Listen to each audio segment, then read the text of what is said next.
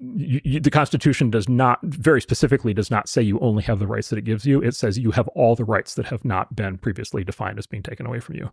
Right. And so debanking qualifies as a right. Right to access to the financial system is every bit something that's subject to these laws as free speech.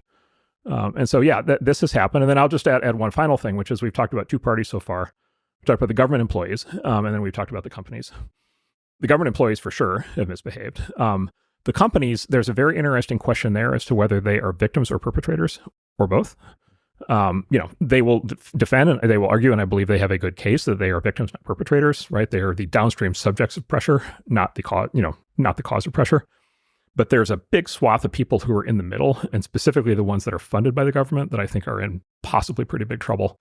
And that's all of these third-party censorship bureaus. The one that sort of is most obvious is the so-called Stanford Internet Observatory that got booted up there over the last several years. And they basically were funded by the federal government to be third-party censorship operations. And they're private sector actors, but acting with federal funding. And so it puts them in this very interesting spot where there could be very obvious theory under which they're basically acting as agents of the government. And so I think they're also very exposed on this and have behaved in just flagrantly illegal ways.